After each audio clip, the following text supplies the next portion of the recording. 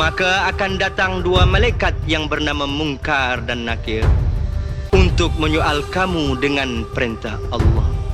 Maka jangan kamu takut serta gentar. Tahukah anda, kaum Wahabi menganggap talqin sebagai bid'ah. Namun Darul Ifta Mesir pada 9 Mei tahun 2013 telah mengeluarkan fatwa dalam rangka menjawab pertanyaan, ma hukmu talqinil mayyit ma'a zikri sanad? Apakah hukum talqin mayat dengan menyebutkan sanadnya? Al-jawab, talqinul mayyit ba'da dafni sunnatun nabawiyyatun syarifah.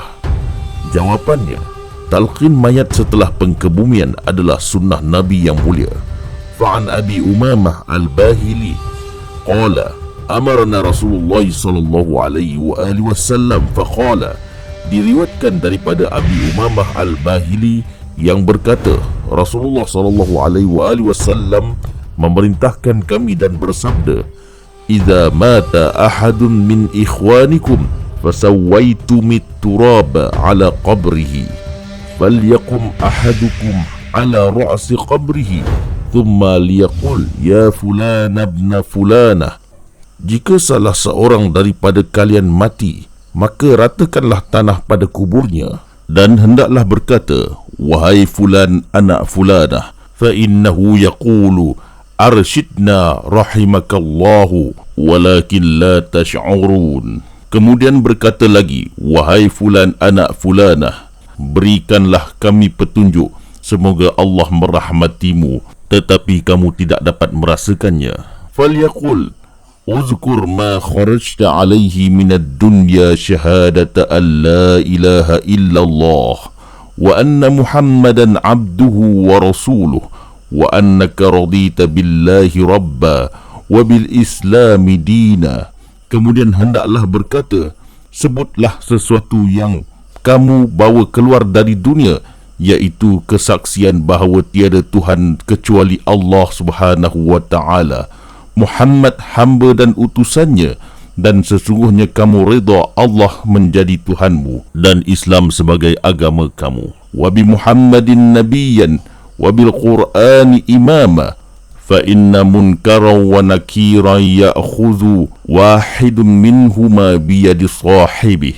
Muhammad menjadi nabimu dan Al-Quran menjadi imammu. Munkar dan Nakir saling berpegangan tangan. Wa yaqulu intaliqa bina ma naq'udu 'inda man qad luqina hujjatah fayakunu Allahu hajijahu dunahuma. Dan malaikat berkata, mari kita pergi, kita tidak akan duduk bertanya di sisi orang yang telah ditalqin jawapannya. Maka Allah jadikan hajij yang mengalahkan dengan menampakkan hujjah baginya, bukan Munkar dan Nakir. Maknanya di sini malaikat tidak akan bertanya lagi kepada orang yang sudah ditalqin. Rawahu Tabarani.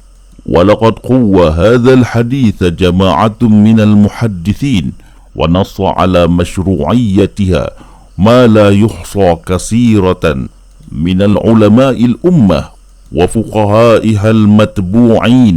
Diriwayatkan oleh Al-Tabrani telah memperkuatkan hadis ini oleh jemaah dari ahli hadis dan menaskan pensyariatannya tanpa terhitung lagi banyaknya dari kalangan para ulama ummah dan fuqaha yang dituruti.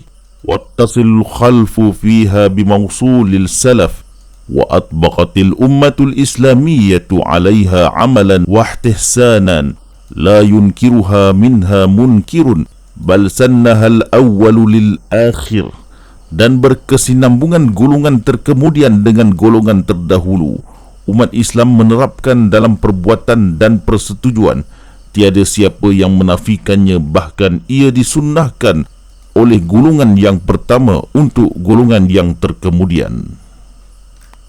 Jikalau ada yang berkata bahawa hadis ini dari segi penilaian sanad adalah da'if, kenapa ia diterima oleh para ulama Al-Azhar sebagai sahih? Ini disebabkan penerimaan secara meluas telah menaik tarafkannya sebagai sahih dan mutawatir.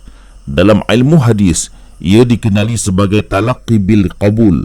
Dalam kitab Fathul Mughith, karya As-Sakhawi, jilid pertama, muka surat 93. Pengarang menulis, wa talaqil ummati lil khabaril munhatti an darajatil mutawatir bil qabuli yujibul ilman nazariyu kadha lahu ayl li ibn Salah haitsu sarraha bi ikhtiyarihi lahu wal jazmu bi annahu huwa sahih. Dan ummah menerima hadis yang rendah taraf mutawatirah dengan penerimaan. Ia memerlukan pengetahuan teori tentang ini, di mana Ibnu Salah menyatakan pilihannya dan penegasan bahawa ia adalah sahih. Wa illa faqad sabaqahu ila al-qawli bidzalika fil khabaril mutalaqqa bil qabul al-jumhur min al-muhaddisin wal usuliyin wa amatus salaf, bal wa kaza ghairu wahidin fi sahihain. Jika tidak, para gagasan ahli hadis, ahli usul dan golongan salaf secara umumnya telah mendahului beliau tentang pendapat itu terhadap al-khabar al-mutalaqi bil qabul. Bahkan ia terjadi bukan satu hadis dalam kedua-dua kitab Sahih Al-Bukhari dan Sahih Muslim. Justru itu, darjat hadis talqin ke atas jenazah yang sudah dikebumikan adalah sahih. Talqin ke atas mayat adalah amalan demi meraih fadilat, iaitu mempermudahkan urusan mayat, menjawab soalan-soalan mungkar dan nakir dalam kubur. Demikianlah kemuliaan anak cucu Nabi Adam yang jenazahnya dihormati, berbeza dengan binatang yang kadangkala bangkainya dikambus dalam tanah begitu sahaja.